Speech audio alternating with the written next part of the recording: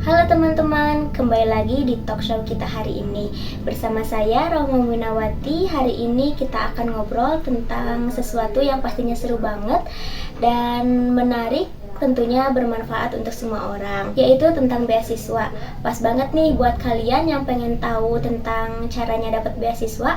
Hari ini kita tangan tamu spesial nih. Boleh perkenalan dulu Kak, namanya siapa? Oh, boleh dong, nama aku Nuri Putriani, sekarang kuliah semester 8 jurusan Manajemen Keuangan di UIN Sunan Gunung Jati Bandung.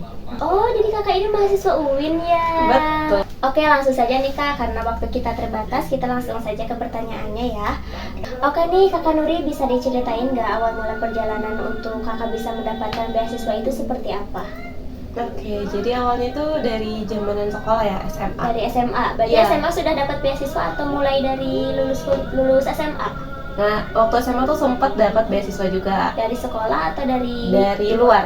Dari luar mana sekolah. itu? Dari SPI. SPI itu SPI. Sahabat Pelajar Indonesia. Oh iya, itu bentuknya kayak gimana isinya gitu? Oke, jadi beasiswa SPI itu dikhususkan untuk siswa-siswa yang pada saat itu ya, yang berprestasi di bidang akademik ataupun non akademik. Jadi bebas gitu. Ya. Nah, kemudian apply beasiswanya itu pun harus berdasarkan rekomendasi dari sekolah. Oh, jadi direkomendasikan Iya, oleh betul. sekolah. Direkomendasikan oleh sekolah ke lembaga SPI. Dari situ awalnya dapat beasiswa.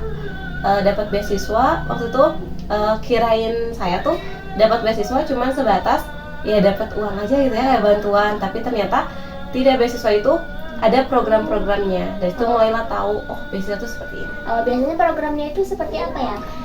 Untuk SPI pada situ programnya ada bimbingan. Bimbingan contohnya Bimbingan pembinaan ya, kayak kita dilatih untuk menjadi orang yang memiliki visi, misi, dilatih untuk menjadi leader yang baik, seperti itu.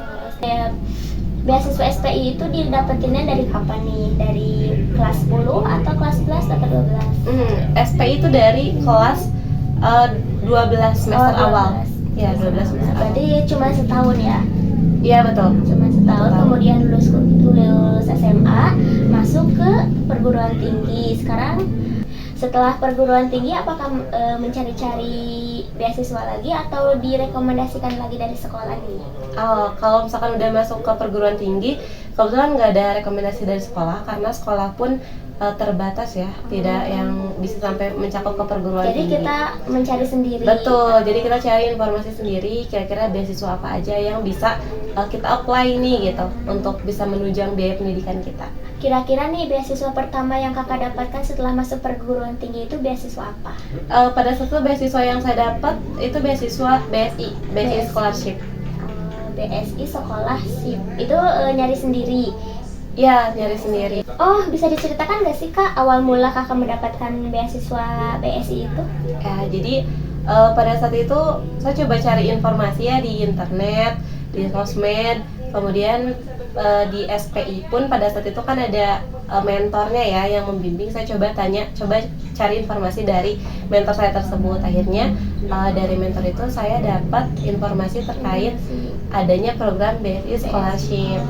Nah, pada saat itu mentornya coba mengarahkan saya untuk cari informasi yang lebih banyak lagi di internet, di sosial media. Akhirnya saya coba cari di situ dan dapatlah beasiswa. Oh, jadi internet itu sangat penting ya Kak buat mencari tahu informasi-informasi yang kayak gitu. Iya, betul. Itu sangat penting karena sekarang semua informasi itu tersebar di sosial media ya. Jadi internet itu menjadi salah satu aspek terpenting di kehidupan saat ini. Kira-kira BSI itu berapa tahun yang kakak dapatkan beasiswanya? BSI itu 4 semester, berarti 2 tahun ya? 2 tahun. 2 tahun. Setelah 2 tahun itu berarti BSI-nya lepas ya. Nah, setelah itu apakah kakak mencari lagi beasiswa-beasiswa? Iya, setelah beasiswa selesai, saya coba apply beberapa beasiswa lagi ya. Jadi tidak Salah satunya Kak apa aja nih? salah satunya nih yang saya nggak dapat ya, yang nggak dapat itu ada beasiswa unggulan, tapi nggak lolos seleksi.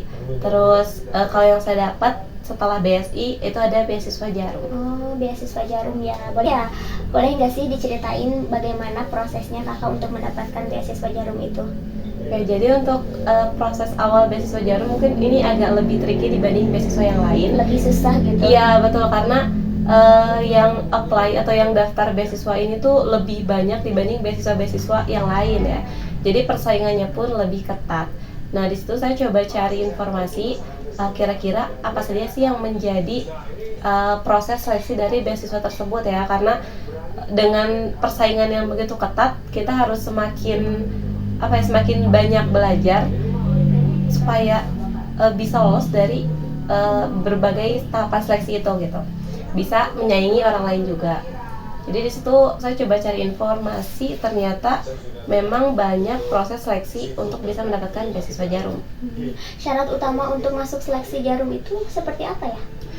Oke, untuk persyaratannya sepertinya kalau misalkan administrasi itu umum Ya, di ya, semua umum beasiswa di pasti semua ada. beasiswa pasti ada. Itu bisa di googling aja ya teman-teman nanti di internet.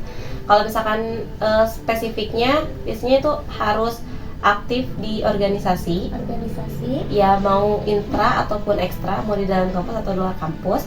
Kemudian ada prestasi non akademik atau akademik, tapi itu pun opsional sebenarnya. Jadi kalau misalkan teman-teman nggak ada prestasi pun ya nggak apa-apa, asalkan teman-teman ini aktif di berbagai kegiatan sosial, misalkan seperti volunteer atau organisasi atau lainnya. Kita boleh tahu nggak sih Kak tips and triknya untuk mendapatkan beasiswa itu? Oke, kalau misalkan menurut saya ya, yang pertama itu pastinya informasi. Jadi cari informasi sebanyak mungkin, mau dari sosial media atau dari orang terdekat atau dari manapun itu, karena informasi nggak terbatas cuma di satu aja ya. Jadi cari informasi sebanyak mungkin.